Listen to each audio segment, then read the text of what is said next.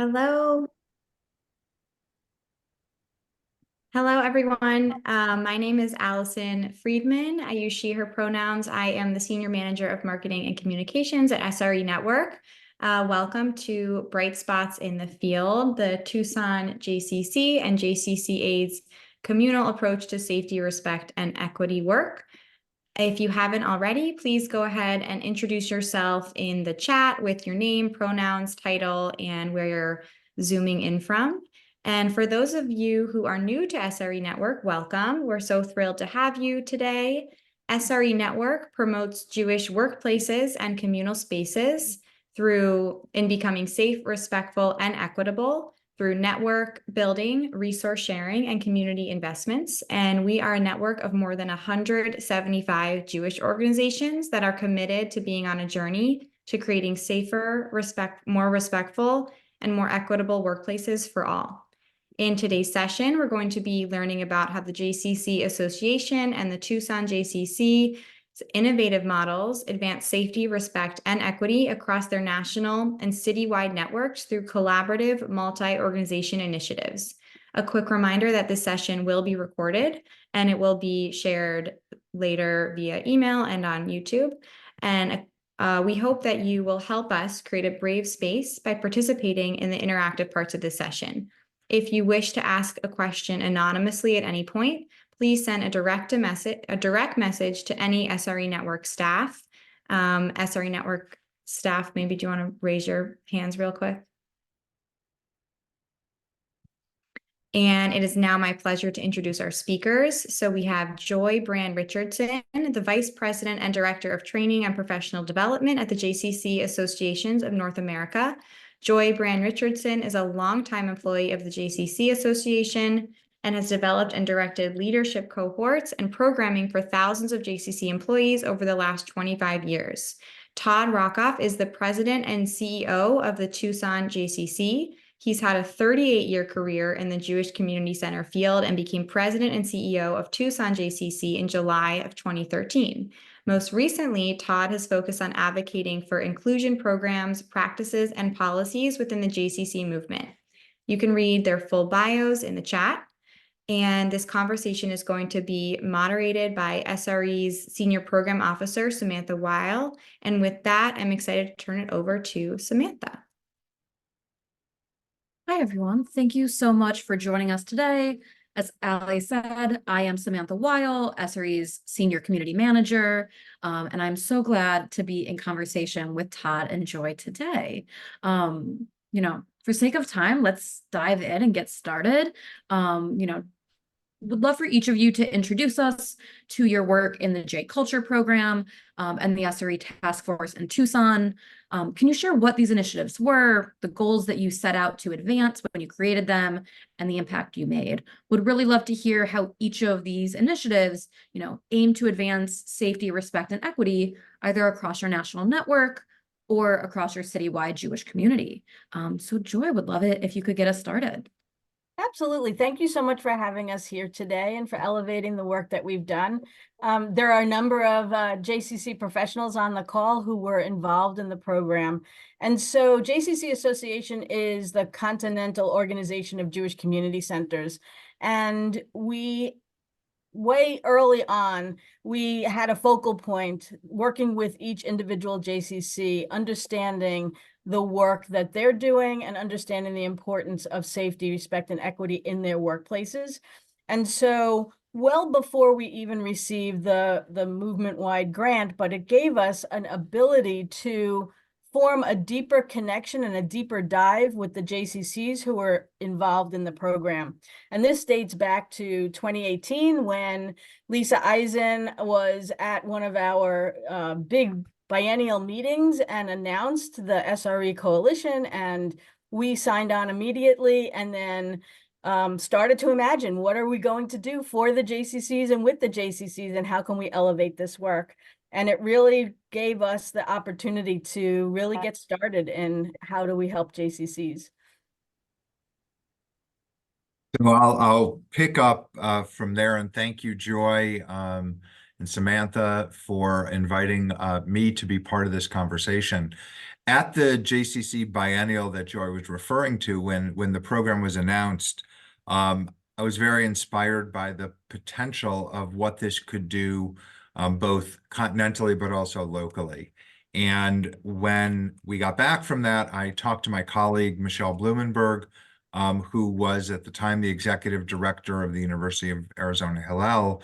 And together we wrote a grant to a fund at our local federation to be able to do some work in our local community, bringing together people from across the different organizations. And we were very proud that in May of 2019, we welcomed Gila Benchamal to come and work with our community. And we had a convening here where we invited lay people, professionals, and our summer camp staff to a session that we ran. We had well over 130 people there, and it really kicked off our communal task force work, where we really wanted to dive more deeply and more regularly into how could we create safe, respectful, and equitable workplaces, not just at the JCC, but an arc that would span across the community. And that those two things, the biennial and our work here, really kicked off at the same moment. And it was interesting because while Todd was doing this locally, we were thinking about what could we do on the continental level. And so we were imagining how we might bring together a number of JCCs who wanted to do this work. Some of it was being led by what Todd was already doing in Tucson, and some of it was being led by what we were hearing from the field about what they needed. And so we decided to start a program with a select group of JCCs that was going to really elevate how do we have respectful workplaces, and what do we understand about psychological safety, and all of those things that are really important to having safe, respectful workspaces. And so in 2019, we offered applications for our JCCs to apply to the program. And we launched in person in 2020 in January, and then we all know what happened in March. And the original program was planned that we would have intensive in-person trainings for a select group of JCCs, and we would have their teams go through these workshops with us, and then we would visit, and we would actually have JCC professionals go to the JCCs. We were giving each JCC some seed money to work on the projects on the ground. And all of that was put on hold and halted as the JCCs started to figure out, were they open, were they closed, how were they navigating the pandemic? What really was the impetus for us doing this work was totally halted while all of that out. But then in 2021, we were able to say, all right, this is really important work. It shouldn't just be on hold. And how might we expand the program to allow more JCCs? We weren't going to travel, so we had all of that money from the grant. And we decided that we were going to expand the program and involve more JCCs. And I guess I can get to the curriculum of what the program was in a little while, but it was really a great awakening for us on a continental level to understand the need and understand what the JCCs were going through at the time and how we could support them. Well, and I just want to, I know, Samantha, you have a couple of other questions, but I just want to fill in a gap there. We were fortunate to be one of the recipients of that initial JCulture grant, and we were at the session in Dallas in January of 2020. We used some of that initial seed money to bring Gila back to our community to do some intensive work with the boards, so working with lay people, and then a follow-up session the next day with professionals in the community. So this was February of 2020, and we were really geared up to get going, but there was this COVID thing that was happening in the background that we were trying to figure out what this was and would it get in our way. And obviously it turned out that it could have, and for many did. But we in June of 2020, our task force engaged Nancy Park, and that's where we wrote the mission statement that you can find in the report that you'll see later on. So we kind of continued the work quietly because we had a deep belief that during this time of great disruption and change, that it was going to be super important that we approached the things that we were doing through the lens of safety, respect, and equity, whether that was laying off staff and making sure they had healthcare or any of those decision points. We used the lens of what we had been using, learning to guide our decision making. So that kind of brings us to the place together where Joy left us off in 2021. Thank you. You know, Todd, you kind of started to get us to what I was going to ask you next. And just curious if you have anything else to add, and Joy as well. Like, if we're going to peek behind the curtain of your processes and how you laid the groundwork, what were some of the initial steps that you aimed that really set you up for success in these programs? What did the kind of beginning phase of getting this work started look like for you?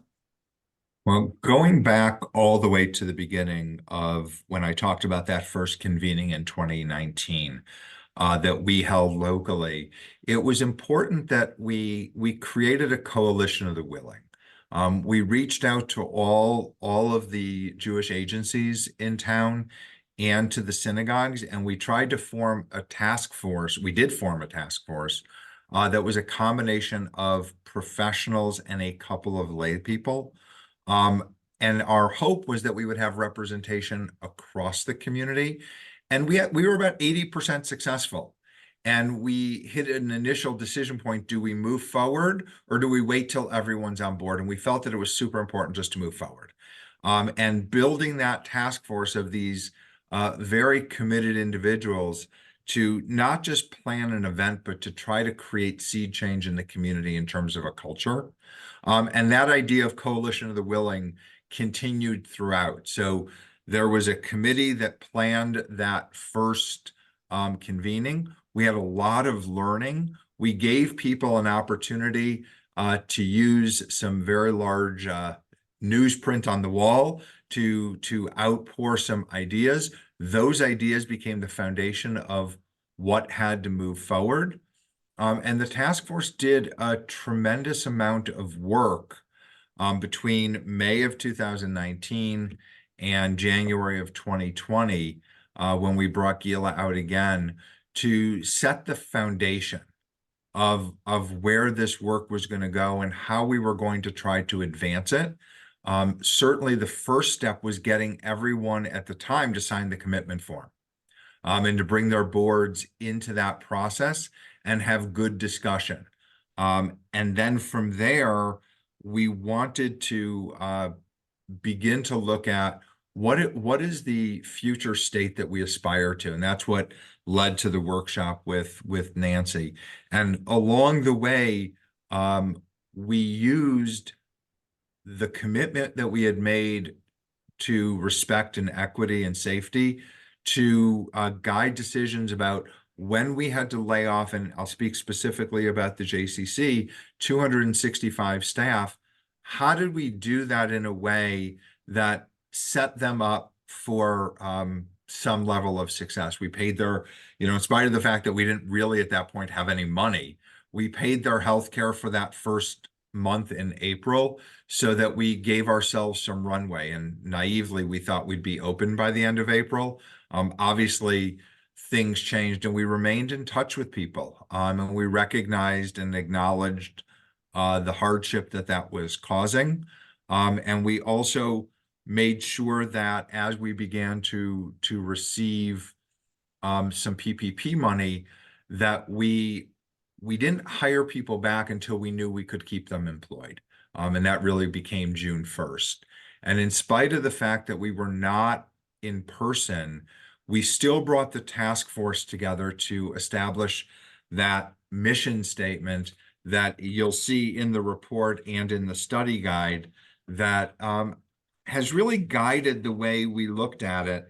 And what we said was we envision a Tucson community inspired by Jewish values in which all people are safe, respected, trusted, valued, and supported. And that was the guiding principle that the task force used in trying to advance this work in each individual agency, and we hoped would guide the way we looked at being a part of Jewish communal life in Tucson. And, I know there are a lot of other questions along the way. I want to get to the work that we did with Sacred Spaces and the work that we did with Ta'amod. There's a lot of intersection here, and I think you're going to see that the work that the Safety, Respect, Equity Network does is a networked work. JCC Association and the other orgs that I mentioned really have helped us and those in our community that have benefited from it look at things through that lens, including the way we've interacted and at times had to bless and release a donor because they were exerting power in a way that our board stood up and said, we will not take your money, but we won't have you behave the way that you're behaving. That was a difficult discussion and a difficult outcome. Thanks, Todd. And that's mostly the local level. So from the continental level, we were having conversations both with our own continental board, as well as some of the lay leaders at individual JCCs. And our board had a meeting with Nicole Navarez from Ta'amod and we did a board presentation here on the continental level and sort of got the blessing to go ahead with trying to roll this out to the JCC. So while Todd was working on this locally, we were trying to experiment and plan for a continental program. And we needed JCCs who were going to do the work. It wasn't just going to be a checkbox. It wasn't just going to be signing on with the SRE standards. We needed to know that they were going to enlist staff at their JCCs who would carry this work through. It was a good time commitment. It was quite a lot of time. We had Dr. Andrea Jacobs from Ta'amod who did a train the trainer program. That was like 20 hours of learning and then rehearsal, because then part of that work was going back to the JCC, individual JCCs. They were to train their staff. And then we also did 6 subsequent monthly meetings with a variety of different providers, including Sacred Spaces and Leading Edge and Keshet and others, so that we were sort of rounding out the awareness of safety, respect, and equity and inviting all of these voices to the program. And this way we were able to ensure that we had a good rounded project that each JCC could run with on their own. The other piece of the project was that they, sort of taking Todd's lead, were to implement something in their community, whether it was a conversation with another Jewish organization or bringing together an event or making a task force. But it wasn't just for the JCC to hold that information. It was to spread the information as well. And with that investment from JCCA through the SRE network and the work with Ta'amod, we created our own local JCulture program. And we appointed with great joy three change makers who were devoted so much time. I can't even quantify the amount of time to go through the train the trainer program. And then on top of it, do what I'm going to describe in a moment with our staff. We put 40 of our leadership staff through a 3-session cohort, and we broke them up into smaller groups in order to do that.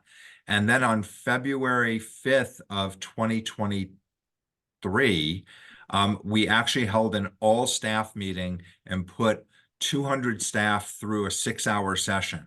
And we brought a 4th change maker on to make that happen, because we believe that culture change happens when all staff are involved in the process. And that was a very big undertaking from the 3 and then 4 change makers who did a remarkable job. We deeply appreciate Ta'amod and the SRE Network and JCC Association for making that available. And we have continued to do this work in all of the JCC's new employee orientation. One of the things that we do is we start with the SRE standards, and we help the staff see that these standards then flow through to our newly created personnel policies that represent our values.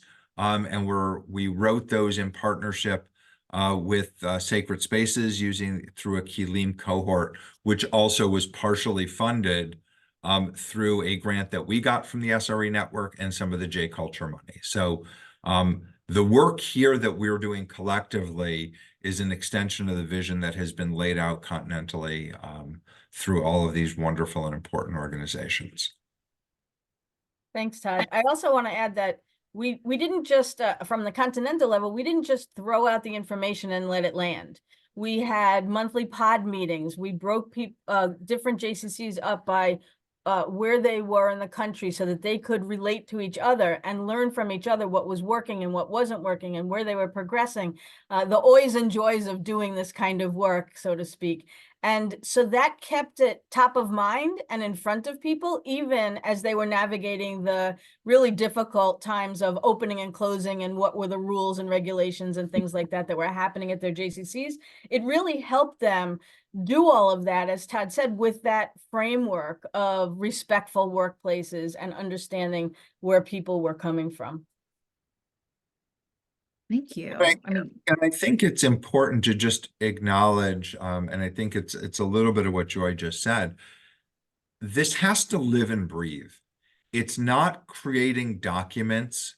We all can do that.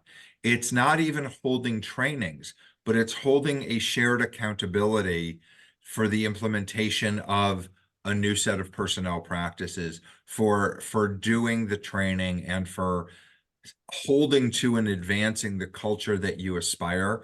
And you're going to have fits and starts, and things are going to go backwards. But having a deep commitment that this is what you want, and a culture is ever evolving. So just because you approve a new set of policies or you write a new training, it's not like Dayenu. It actually is, you've set a new baseline and you have to continue to work to advance the culture. And it's not just the staff, it's also the leadership, and then it's the community. And if you kind of pay attention to the three spinning plates, I think that's how culture shift really happens. Thank you. I'm just amazed by there's so many nuggets of wisdom that you're sharing with us, and I'm taking it all in.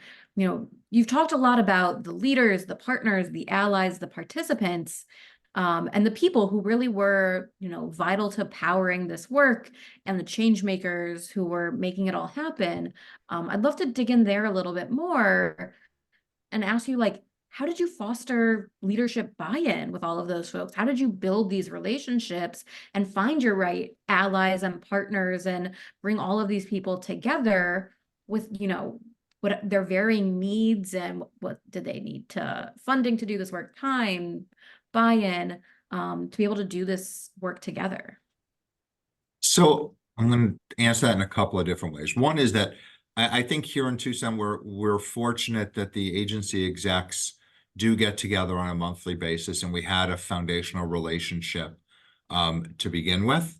And when Michelle and I brought this forward, there was enough trust that let's give it a try. So, like, I think the initial trust was there, and we were able to get a number of the organizations to get on board right away.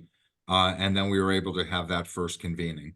The second thing is that we took some of the money off the table, because the J was fortunate to have received these grants to support this work. And we were able to say, you don't have to worry about the money.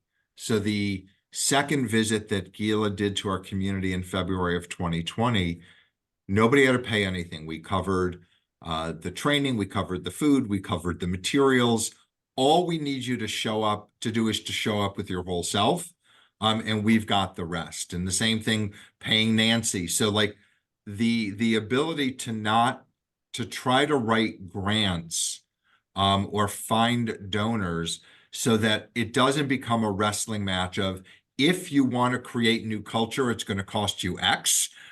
We were fortunate to be able to take the X off the table And then working together again with our foundation, the work with Sacred Spaces was co-funded by the JCC, these grants, and an investment also from the Federation themselves. And everyone got to participate in writing this. I would be remiss if I didn't share that part of what we did with our change makers, we also did the full 11-hour course for all of the other agencies. And again, we didn't charge for that, but we put the leaders of Federation, Foundation, Jewish Family Service, Hillel, and the day school through this. And then, then it was for them in a way to take and do what they would with their own organizations. We weren't in a position to mandate, but we were in a position to be a resource, and to hopefully create some buy-in from them.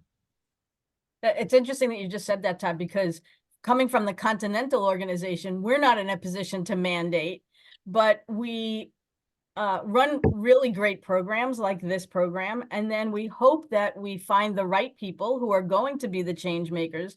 We interviewed each JCC to make sure that they were really understanding the commitment to this and that they didn't have something else going on. We had a few JCCs that either we selected out or they self-selected because they were running a capital campaign and couldn't put the time into it, or they were doing some other major renovation in the building and it wasn't the right time for them to be involved in such a deep kind of program like this was. And ultimately, when we did get the correct people from each JCC, and we had very large communities like the Chicago system that has 7 different buildings, and then we had much smaller JCCs, and us from the Continental organization trying to help those individual JCCs navigate what was best for their community at the time was working with 9 different communities. We say when you see one JCC, you've only seen one JCC, and that's very true because while they're very connected in their vision and missions, they're very different. And so from our Continental point of view, we needed to get the right people signed on with their commitment, and then the team here at JCC Association was able to work with each individual JCC to make it successful. Thank you. Joy, if I can ask you a follow-up, how did you find the right people? What did that process look like to make sure that the right people were in the room to then do the work with? It's interesting because we did an outreach with an application process. The JCCs came back to us with a list of people who they wanted as their change makers. And then we actually spoke with each person and made sure that they understood the time commitment. And in some cases, they were the wrong people. They were either, I don't want to say too low on the totem pole, but it wasn't somebody who was going to be able to really follow through and affect change. We wanted people who had been at the JCC a number of years rather than a brand new staff person, because they quite honestly didn't know the culture of their JCC yet. And we wanted some senior managers, whether it was executive directors or chief operating officers, the number 2 person. We also suggested to the JCCs that they have someone from their HR people department so that they could move this initiative along. And the executive directors, whether they were part of the Changemaker program or not, they were very involved in saying, yes, this is something that's a priority at our JCC. We are either going to have special meetings or we're going to take time during our staff meetings to do this work. But the JCC executives were really that pin in the bullseye to say, yep, we're going to do this and it's very important for us. Well, I think that speaks to the way the standards were ultimately written, that number 1, leadership and accountability was the first thing, followed by policies, followed by reporting, followed by training. And I think that for this to be successful, the board and the executive director, CEO, needs to really say this is a priority and mean it. And then change can happen. And I think if you start in a different way, you may not get the momentum that you really want. You said earlier on, this was a group of the willing. And at a certain point, you decided to move forward and, really lifting up that we want, don't let the perfect be the enemy of the good. And that saying, like, to actually move this work forward, did you have moments where, you needed to get the leadership buy-in from an organization's board or executives? And how did you navigate when maybe an organization leaders didn't yet have that buy-in that you needed, but you needed to have conversations or foster that real buy-in? So, that did happen a couple of times along the way. We wanted, all of the orgs to get on board, and for various reasons, a couple of them were struggling with signing the commitment or doing whatever, and we went and met with them. At one point, the previous director of our federation went and talked to one of the boards and their leadership staff, and tried to move them along. Ultimately, they came on board. We did the same thing with another organization. And ultimately, when they had a leadership change, then the board did come on board.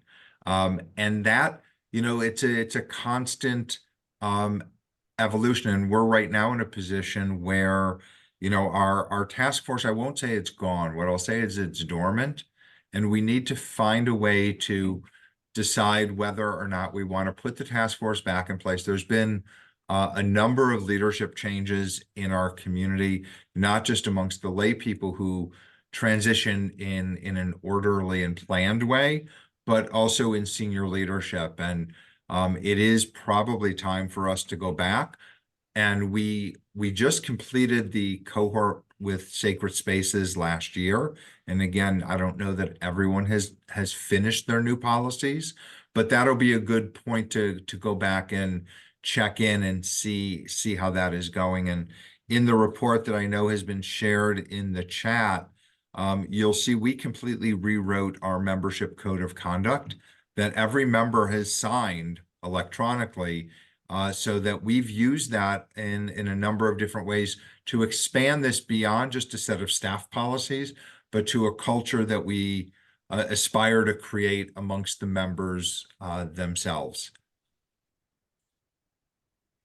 On the continental level, we needed to continue to have check-ins. We needed to continue to know who were the change makers for each JCC. Some of them moved on. It was during the pandemic. Some of them changed jobs. Some of them were laid off. But we kept this on the front burner by keeping in touch with them and keeping them in touch with each other. And that really helped. And Oh, go ahead. No, I was just going to say, and I'm sorry to interrupt. One of the things that we did when we added a fourth change maker, one of the projects she's working on right now is actually taking that core training that we did from Mode, and what I'll say is like Tucson J-ifying it, so that some of the language that we're going to use in the next cohort will be more specific, and will resonate differently than the initial rollout of just using the program in a can, which was magnificent.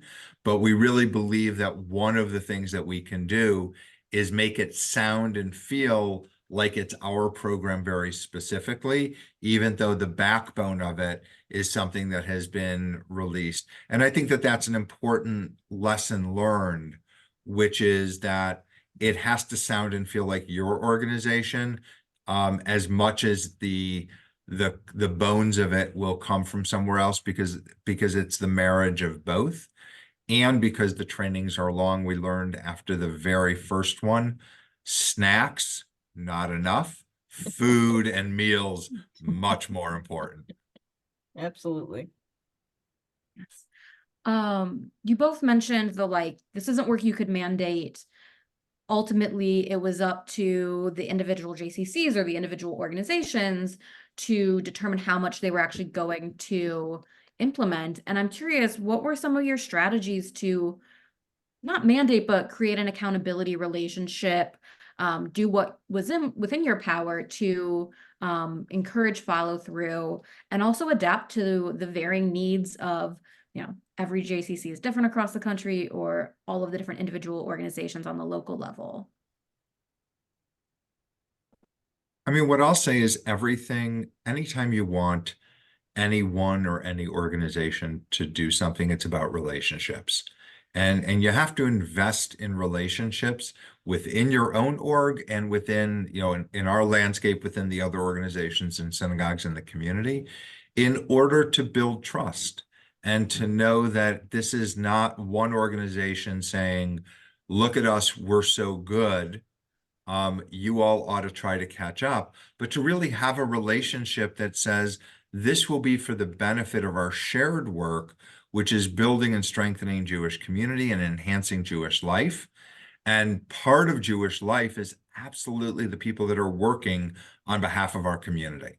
And if we do this together, then our Jewish community collectively will benefit from a number of workplaces that operate with a culture that is supportive, and we create kind of our own lattice of work where all the professionals do know each other in a much different way.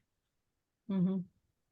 And from the continental aspect, it was a lot of surveying, reporting, one-on-one meetings, learning what each JCC was doing, helping them with feedback. If they would come to us with an idea, we might tweak it along the way or put them in touch with somebody who was either already doing good work, whether it was one of our partner organizations or one of the other JCCs who was stumbling or doing really great work in that area. So it was really more of a group effort than each individual JCC doing the work on their own. And like I said, like a lot of the reporting and then feedback so that we would understand what they're working on and help them along the way rather than just pushing out a project and letting them run it on their own. And I don't know if this is the exact right moment to insert this, but I think it's also important to have your eyes open.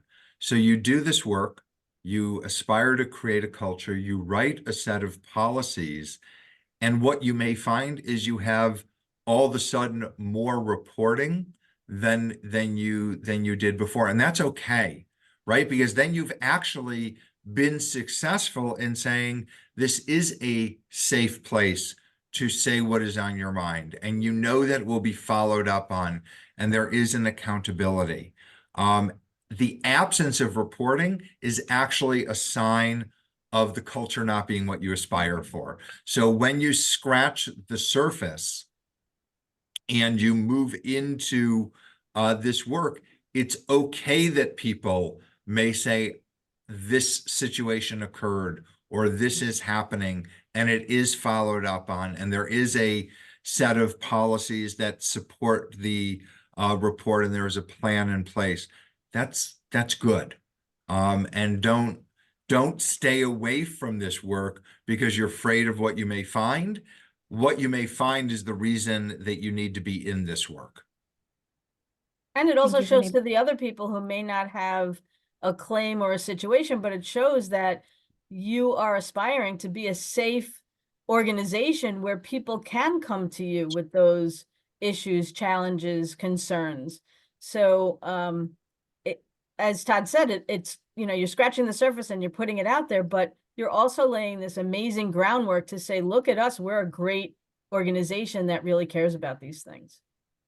It's so powerful. Thank you for naming that. I'm curious, what were some, this work is not easy. You get into the work and it's not always what it was expected. What were some of the challenges that arose during these processes and how did you navigate them? For us, it was a long process. It doesn't happen overnight, and coming up with an idea and getting board buy-in and then getting the JCCs buy-in and then running, imagining a program and then changing and shifting and reimagining a program, working with our funders who SRE was amazing in helping us think through how we would want to change, but still use the same funding. And then all of that along the way were challenging spots.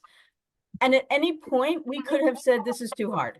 And we knew how important it was and we didn't give up. And I think the proof is in the pudding, as they say, like you can see that the JCCs who really took it seriously really made inroads in their programs. And I would say, don't give up and imagine long-term, because it's not just an overnight process.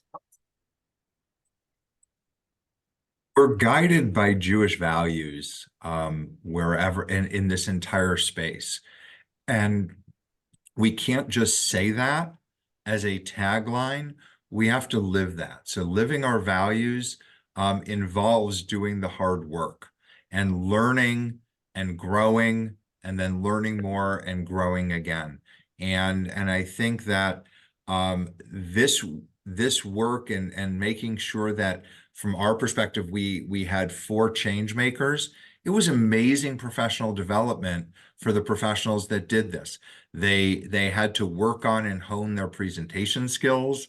They got some feedback from each other and from our C-suite about, try not to read the slides, use the slides like this was an amazing process of growth and development beyond what the actual training was. It was also a chance for our professionals who were receiving the training to be in cohorts by themselves. And we were very intentional in making sure that I was not in each of the trainings so that the trainings could be a safe and confidential place where if people had things that they were concerned about and wanted to bring up as real examples, they could do so. And we had a similar process in working with the Kilim cohort and Shira and her team, who were beyond remarkable.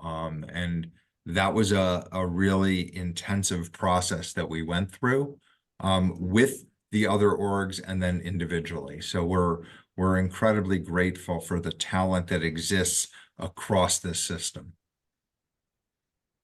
Thank you.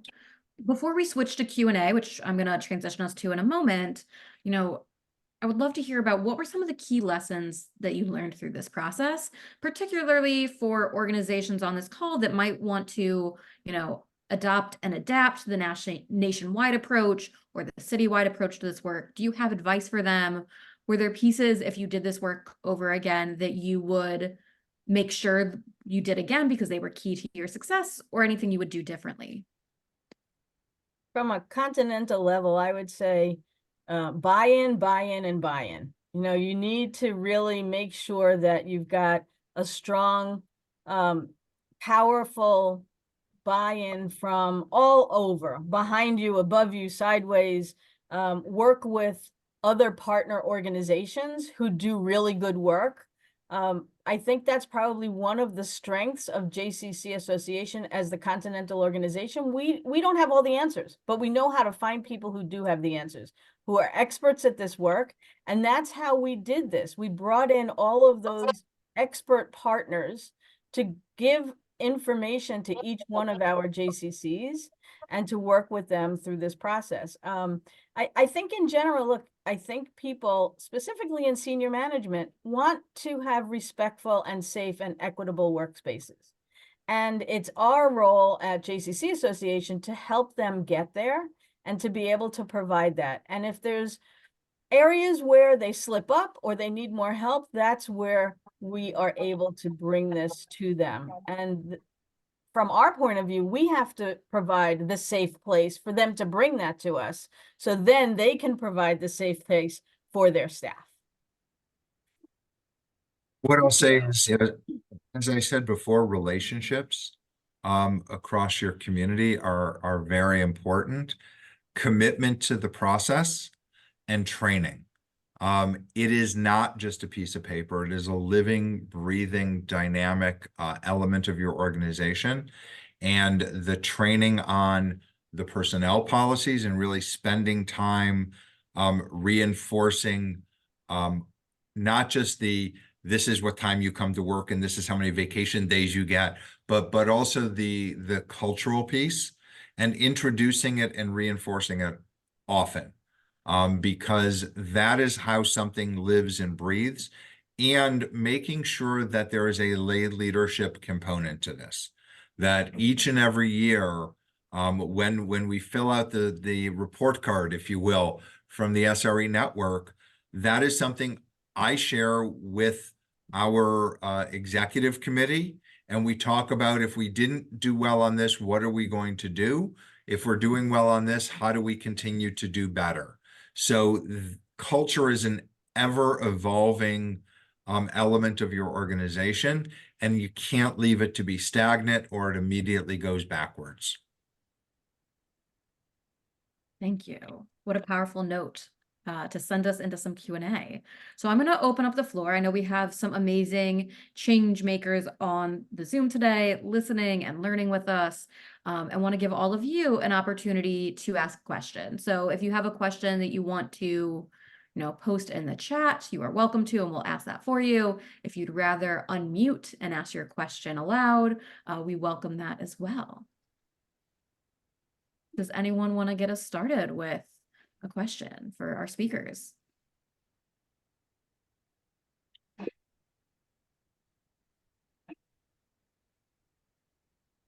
just saw a hand, but Zoom moved too quickly for me to see who it was. If you raised your Dr. hand, Karen McGinnity. wonderful. Go ahead. Hi, thank you. This is a great program. Everyone, good to see you. I'm wondering, I was so glad to hear the word mandate come up. And I know that when I speak about the great work that the SRE and Sacred Spaces and TAMO that everyone is doing, I also talk about the ways in which the Jewish community is structured and how unless there is a mandate from an organization, it remains to be seen in what ways and to what extent other organizations will follow recommendations. So I'm wondering, Todd, you mentioned Jewish values. I'm wondering if either or both of you could speak a little bit about how do we integrate, the recommendations with our values.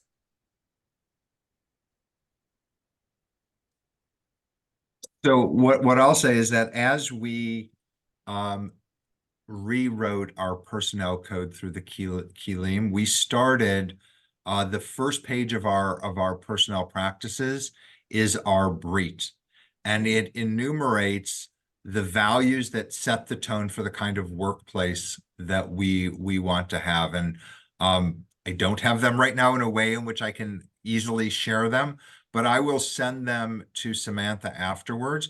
But these 9 values that set the tone for the kind of place that we want it to be begin a sense of accountability and transparency in terms of what it is and who you are coming to work with, not for.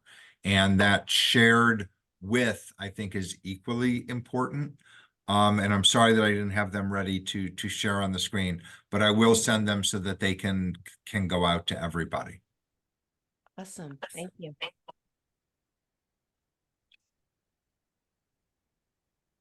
Does anyone else have a question they want to ask aloud or in the chat?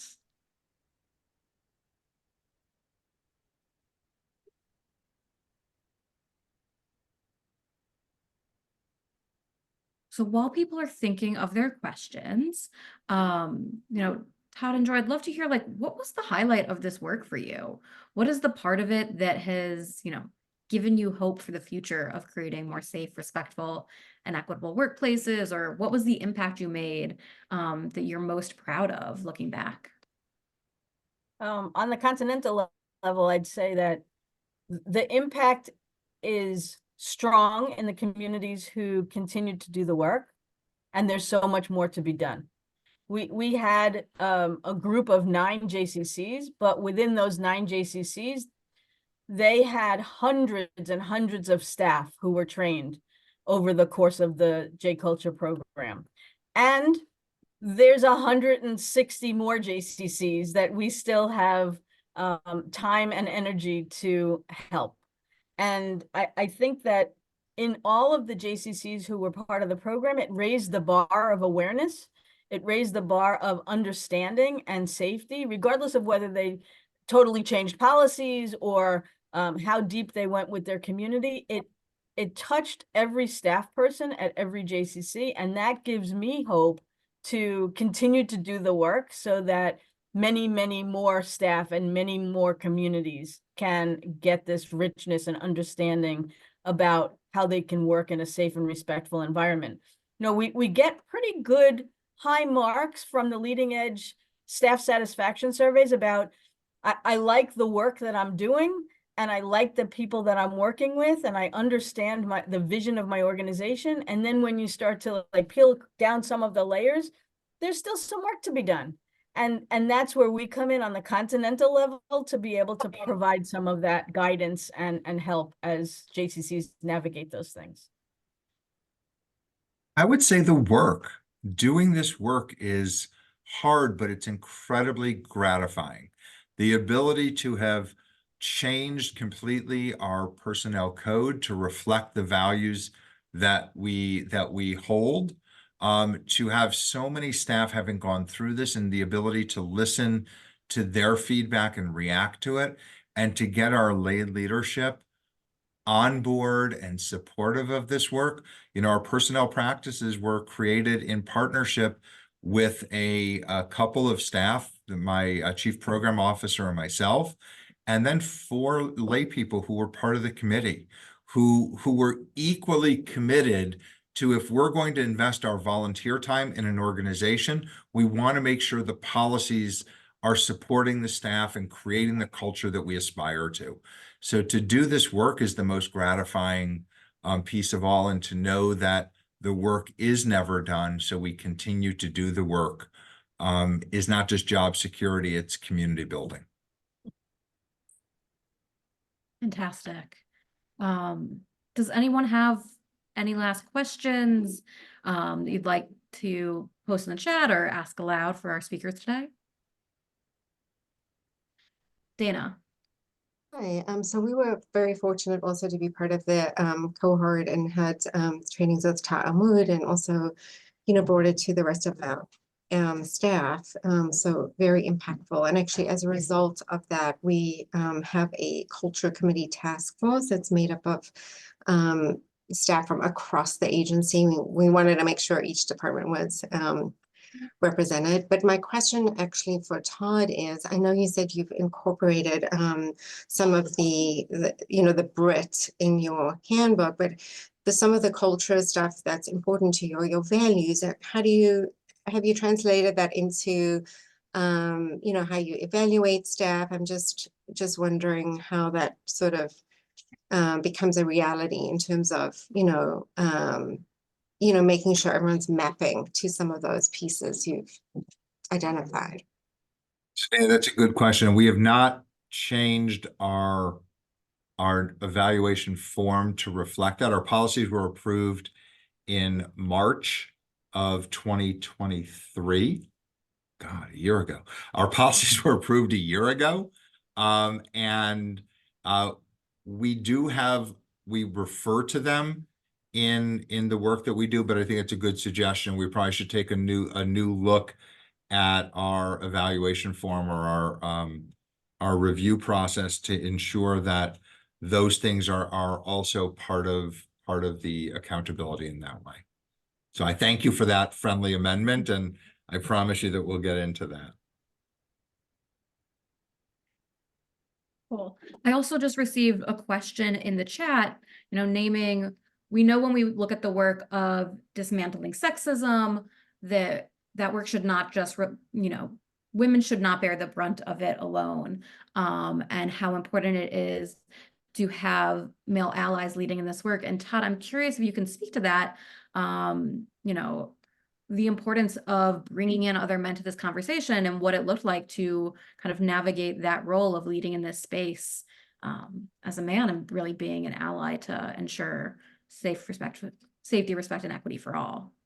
So I think that's fair. So I think the work is important, and I would say that I didn't come to it to be the male representative of it. And at the same time, I recognize that my lived experience is likely different, and I have to have more openness and understanding to the people in the room around me. So there's been a lot of positive learning for me in my own evolution. I came to this authentically wanting to make a difference and feeling like this is the right way to establish culture. And you have to come to it with some humility, recognizing that in addition to the role that I hold, the gender that I hold also comes potentially with some biases. So I had to try to shed those along the way, and at least name that I could have those, to try to have the humility to learn alongside the people who are also a part of that. And I'll say that I was probably naive. At one point, we looked around the task force and someone said, "You're the only male in the room at the time." And I don't know that I was completely conscious of that. So maybe that's good, maybe that's bad. When that happened, I'm curious, were there any steps you were able to take to bring more men into this work, so that women aren't, the only ones bearing the brunt of it? So within our org, yes. Within the task force that's now dormant, I think that'll be something that we need to do much more consciously in inviting people in. But again, it's the coalition of the willing. So the work is important, and we can't stop till the composition of all that are involved are exactly where we would want it to be. But holding some humility, I think, is super important, and recognizing that you don't know everything. Thank you. And thanks to those who asked questions. If you have more questions following this session, we are happy to pass them along via email to our speakers. And I just want to share, great appreciation for Joy and Todd for really sharing their experience and wisdom with us, and the vulnerability of what it took to do this work, the parts that might have been a little easier and the parts that were really challenging. So thank you for sharing with us today. If you haven't already, please take the Zoom poll that should be on your screen. Your feedback as participants is really important to us as we plan future programs. So if you haven't already, we'd appreciate you clicking those couple buttons. And otherwise, I just want to remind you that registration for SRE Network's 2024 convening is live. We really hope that all of you will join us in New York City on June 4th and 5th for 2 days of intensive learning and training and network weaving and learning from all of the amazing work that's happening across the field. So we hope we'll get to see you in person this summer. And otherwise, I hope you all have a great rest of your day. Thank you for taking an hour to learn with us. Thank you for inviting us. This was terrific.